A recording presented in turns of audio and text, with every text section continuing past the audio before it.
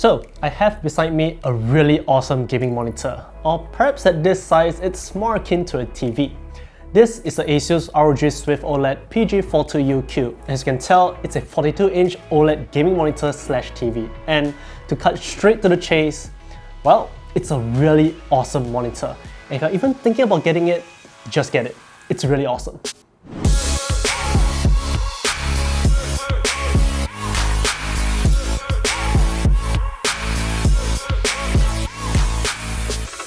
So, right off the bat, let's talk about specs because there's quite a lot to go through. Now, first and foremost, if you're familiar with the LG C2 OLED TV, this is basically using the same exact panel, except with a few tweaks and optimizations courtesy of Asus. So we have a 45.1-inch OLED panel running a 4K resolution in a standard 16:9 with a maximum overclock refresh rate of 138Hz. The panel is also 10-bit capable and will also cover 100% sRGB and up to 98% DCI-P3 with a typical brightness of about 450 nits in SDR mode and up to a peak brightness of about 800 nits in HDR mode with support for HDR10. Additionally, it is G-Sync compatible. Overall, it is quite similar to the LG and rightfully so, but there are a few key differences and we start off with the I/O. Unlike the LG, which features 4 HDMI 2.1 ports, the Asus drops that down to just 2 HDMI 2.1 ports, with the other 2 being standard HDMI 2.0 instead. But in return, you do actually get a single DisplayPort 1.4 with support for DSC. For most PC users, we dare say that this is definitely preferred. You also get plenty of other things, such as optical audio, 3.5mm headphone jack, and a USB hub with 4 USB 3.2 Gen 2 Type A ports in various locations, including one up top to easily pair with webcam thanks to the presence of a 1/4-inch mount on the top. It is pretty clear that Asus has tweaked and optimized this monitor for desktop use, but it doesn't stop there. One other neat feature is the fact that this monitor wakes up from sleep really fast, just under 5 seconds in all of our experiences, be it with a desktop, a MacBook, or perhaps a console like the Xbox Series X. In addition, there is an auto switch function in which when the active device turns off, it automatically switches to the other device that's connected. Everything is just really snappy, just like you would expect from a monitor, and that's just really great. Now, one of the biggest issues with using an OLED TV as your primary monitor for desktop use is the way that OLED TVs kind of manage the sustained screen brightness with a function usually called ABL, or Automatic Brightness Limiter. When you have a very small window of white on screen, a document for example, you'll notice that it can get really bright and nearly pure white. But as soon as you expand that window to fill a quarter of the screen, half or all the way to full, you'll find that the brightness will drop tremendously accordingly. Well, Asus has implemented a feature called Uniform Brightness, and it does almost exactly as what it says. What it does is limit the upper max brightness possible and sets a minimum brightness threshold that the display cannot fall under. To our understanding, that minimum threshold is about 200 nits. However, in reality, there is still a little bit of a change in brightness when you do all that. It's just less aggressive. We would say that it definitely isn't perfect, and it definitely could be improved, but as compared to most of the other OLED offerings out there, especially from the TV side of things, this is definitely a much better implementation and would say, for now, it's possible. But in any case, how is the gaming experience? Well, suffice to say, it's been awesome. Over the course of a month, we've managed to put it through its paces by playing a variety of games with it. Using a PC and the Xbox Series X, we played games like Halo Infinite, Genshin Impact, Ori, and Valorant, and more. With either the PC or the Xbox, you can be rest assured that you'll be using the full capabilities of this display, supporting the full 4K resolution and up to 120Hz or 138Hz overclocked, especially for the PC. The image quality is just gorgeous with OLED, and it really provides you that extra punch in visual fidelity that really makes it stand out from the competition full of IPS and VA offerings. This is especially so when you take a game like Ori, which has a beautiful art direction and design, or a game like Genshin Impact, where the overworld is simply filled with beautiful scenes of vibrant colours. You really feel that you're part of the game and it's just breathtaking to look at. The only thing you do really have to consider is space, or rather the lack thereof, especially for comfort, and more so when you play games, or maybe you're interested in games like first-person shooters like Halo or Valorant.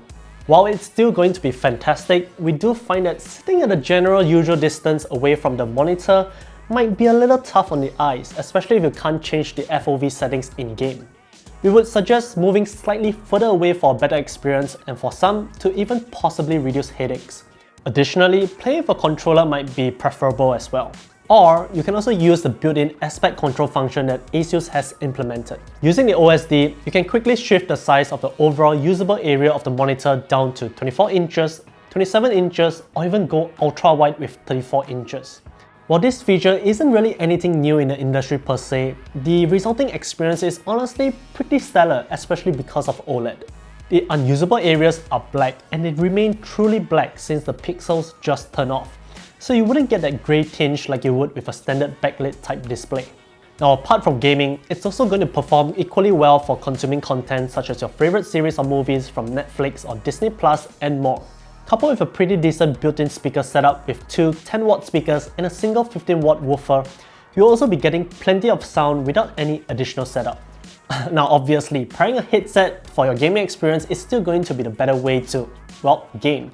But if you're just listening to music on the side or perhaps having a video playing in the background, this is definitely more than adequate. So we've established the fact that this monitor is really great for gaming and entertainment, but what about productivity? Needless to say, with a 4K resolution at 42 inches, there is plenty of room. If you're just using the monitor with a standard PC, you can easily have two windows open side by side with plenty of space for text, or even 3 or 4 with ease, especially if you're on Windows 11. Additionally, we do have to mention that text is really clean and sharp thanks to the sub-pixel layout, which anyone can definitely appreciate. The monitor also supports picture-by-picture or picture-in-picture layouts with different inputs. So you can have your PC and console connected and have it displayed at the same time. It's all up to you. But now, of course, one major thing to be really concerned about with OLED is burn-in, and rightfully so. Well, Asus has implemented quite a few features to kind of combat that. One of which is the custom heatsink inside the monitor. According to Asus, it allows up to 8% lower temperatures, and in effect, it provides better OLED performance and especially longevity. To top it off, it's a fanless design which ensures total silent operation. The other is the little feature where if you leave the monitor on and inactive for 8 hours, a pixel cleaning notification will pop up, and if you leave it unattended, it will pop up again every subsequent 4 hours. Now if you do turn off the monitor, pixel cleaning will begin automatically and will take about 5 minutes to complete. In the event you turn on the monitor before the process is completed, not only will you experience a longer boot up time than usual, but that same notification will reappear once every 4 hours yet again. On the other hand, you can also initiate this process anytime via the use of the OSD. Now at this point, we are pretty sure that most of you might already be comparing this with the LG C2, and rightfully so because both of them are really similarly priced.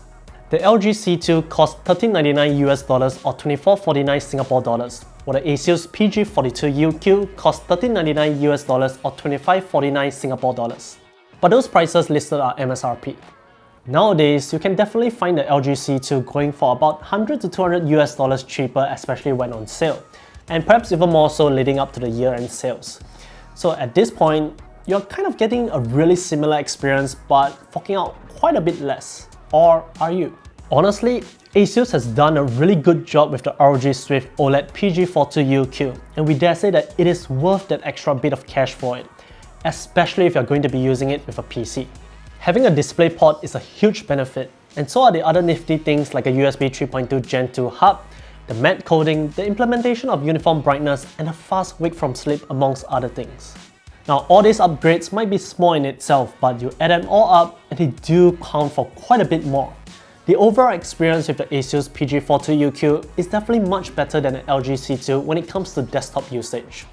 And honestly, we definitely do think that it is worth that amount of cash. That bit extra makes a huge difference. What to say? It's a really awesome gaming monitor. And if you're even thinking about it, just get it. It is pretty darn good. Well, if you have any questions, let us know in the comment section down below. If you'd like to, do check out our affiliate links as well. If you do, thanks for the support. Don't forget to like this video, subscribe to us on YouTube, follow us on Facebook, Twitter, Instagram, and TikTok. Till the next one. See ya!